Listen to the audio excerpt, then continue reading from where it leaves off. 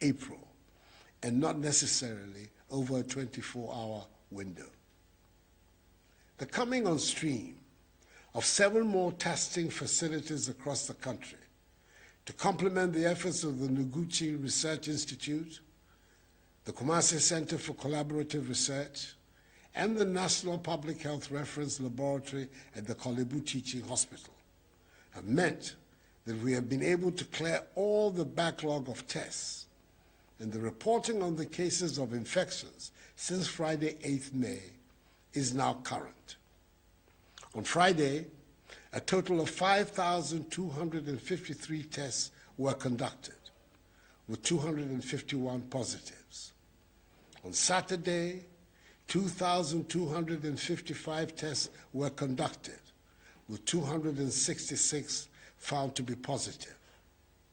For today, Sunday, a total of 3,045 tests have been done, with 160 testing positive.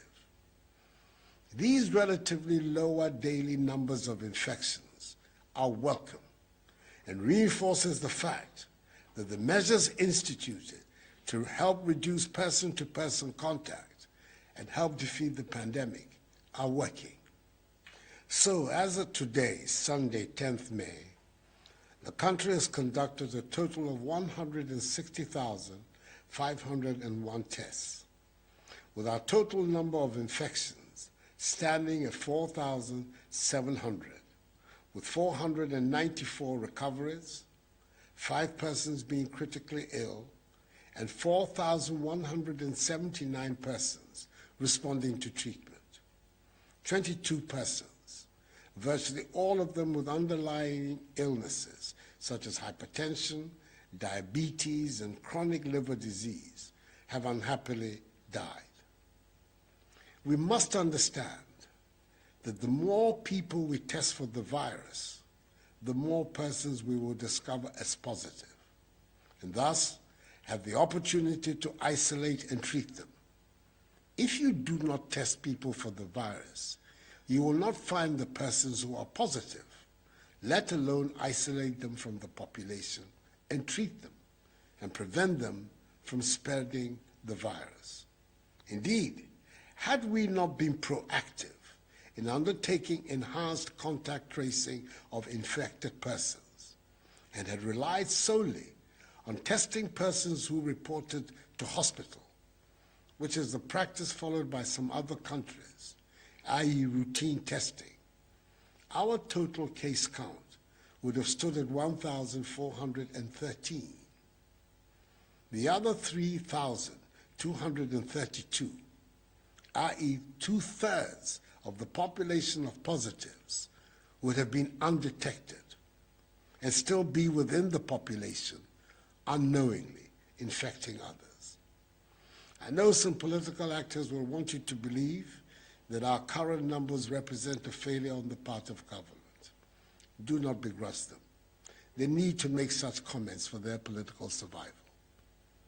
On the contrary, we must be emboldened in the knowledge that the 4,700 persons infected so far with the virus have been identified, taken out of the population, isolated, and are being treated. The implementation of our strategy of aggressively tracing, testing, and treating is our surest way of rooting out the virus. This early identification of persons with the virus ensures that they do not spread the virus to others. We are provided with the opportunity to treat them, and it helps us to understand better the dynamics of the virus.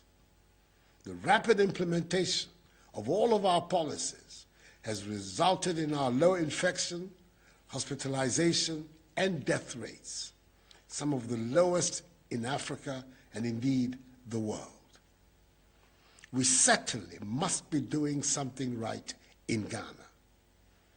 Our country has administered more tests per million people than any other country in Africa. And in fact, the World Health Organization, WHO, has reached out to us to share our sample pooling experience with other African countries so they can adopt this strategy and also ramp up their testing capabilities. It is thus vital that we continue to maintain the measures of enhanced hygiene and social distancing protocols to contain the spread of the virus, as they are the surest way to a quick return to a life of normalcy. All stakeholder bodies I have interacted with over the last 3 weeks in the health, labor, religious, chieftaincy, educational, hospitality, tourism, and creative arts sectors share in this opinion, because collectively we believe they are essential for our very survival.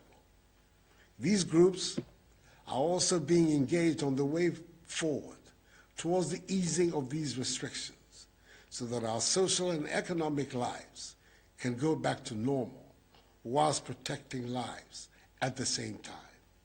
Soon those engagements will enable us to design a clear roadmap for the easing of restrictions. In my address to workers and the nation on May Day, I announced the extension of the closure of our borders for 1 more month as the means to continue halting the importation of the virus into our country. Tonight, I've come into your homes to announce that the ban on public gatherings, as set out in Executive Instrument number 64, has been extended also to the end of the month, i.e. 31st May. So during this period, there will continue to be a ban on public gatherings such as the holding of conferences, workshops, parties, nightclubs, drinking spots, beaches, festivals, political rallies, religious activities, and sporting events. All educational facilities, private and public, continue to remain closed. There's still a ban on funerals, other than private burials conducted with not more than 25 persons. It is noteworthy that the police are arresting and prosecuting persons, irrespective of their status in society, who flout these regulations. We cannot allow a few persons, for their narrow, selfish interests, to jeopardize the health, well-being, and safety of the larger population. If you fall foul of the law, you will face its full rigors. Fellow Ghanaians, like you, I would like to see an end to these restrictions. I know the difficulties each and every one of you has been through over the last 2 months. You've had to alter completely your way of life. You've had to stay at home, except for specified purposes. You cannot travel outside the country. You cannot go to church. And you had to cancel activities usually associated with Easter. In this holy month of Ramadan, our Muslim brothers and sisters are having to pray at home instead of congregating at the mosque and foregoing the public celebration of the Eid. Parents are having to bear the extra burden of providing care for their children who, instead of being in school, are currently at home. Operators of trotros, taxis, buses, markets, hotels, restaurants, bars, and nightclubs have lost their patronage of their clients and, as a result, lost much-needed incomes. Significant numbers of people have unfortunately lost their jobs because of the impact of the virus on our economy. Most of us want to hang out with our families, friends, and loved ones in a social setting, but cannot. Uncomfortable as these restrictions have been, we have no option but to stay the course. We can only guarantee the safety of each other if we continue to adhere to them. As I've said before, these restrictions cannot and will not be a permanent feature of our lives. And shortly, I hope to announce the steps for systematically easing the restrictive measures to bring us back to normality. Each one of us, however, can help to speed up this process if we continue to practice the measures of social distancing, washing our hands with soap under running water, refrain from shaking hands, and wearing our masks whenever we leave our homes. These measures must be respected by all. We do this not just for ourselves, but also to lessen the workload on our health workers, who continue to be at the forefront of caring for those affected by the virus and caring for the sick in general. On our part, in addition to the incentive package instituted for all health workers, government has so far distributed the following to healthcare facilities across the country: 4,240,719 gloves, 2,576,333 nose masks, 60,823 goggles, 60,132 liters of sanitizers, 50,770 head covers, 41,992 gowns, 41,000 medical scrubs, and 30,783 N95 face masks. Further, we extended this gesture to other frontline actors engaged in the fight, with the presentation of 5,000 PPEs to members of the media. And tomorrow, Monday, 11th May, 10,000 domestically produced face masks and more money will be delivered to the National Commission for Civic Education to enhance its capacity to undertake the important work it is already doing. Let me once again thank the healthcare workers, including all those responsible for the tracing, testing, and treating, for their heroic contribution to the fight against the pandemic. They will be long remembered in our history.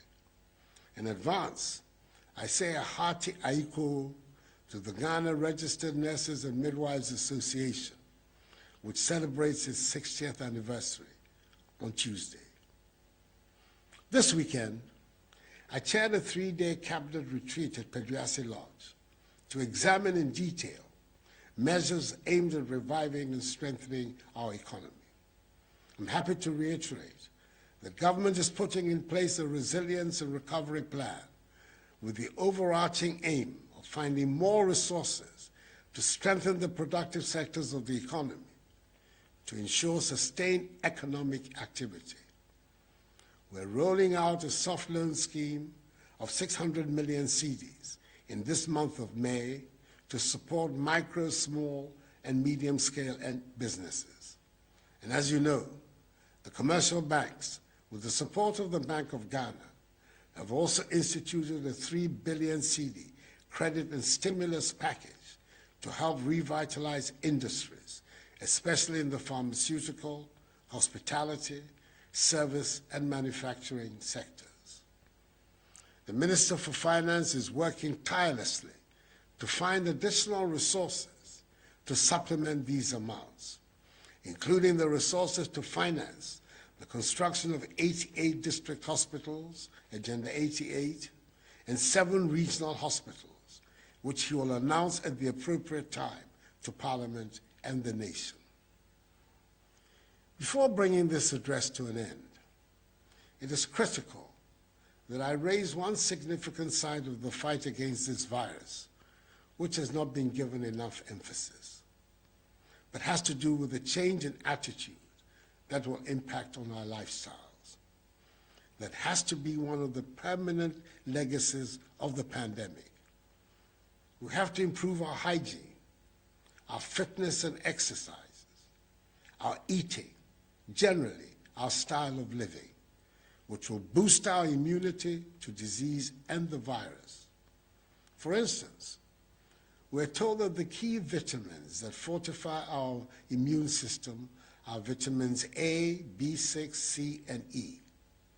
Fortunately for us in Ghana, all of these can be found in many of our foods, such as oranges, kontomire, millet, cashew nuts, crabs, plantain, okra, dawa, brown rice, and mushrooms. Following a good diet, patronizing our healthy foods, exercising regularly, ensuring our personal hygiene, and improving our lifestyle habits should become part and parcel of our daily routines, which will help bolster our immune systems and help us in the fight against the pandemic. Fellow Ghanaians, this virus, as we have seen the world over, is no respecter of persons and has wreaked its havoc on every country on the planet. We can defeat it if we continue to look out for one another and remain each other's keeper. We're fighting a common enemy, and it is imperative that we do not allow religious, ethnic, or political differences to get in the way of certain victory. So we cannot allow a few persons who wish to use these differences to scuttle our collective fight to succeed.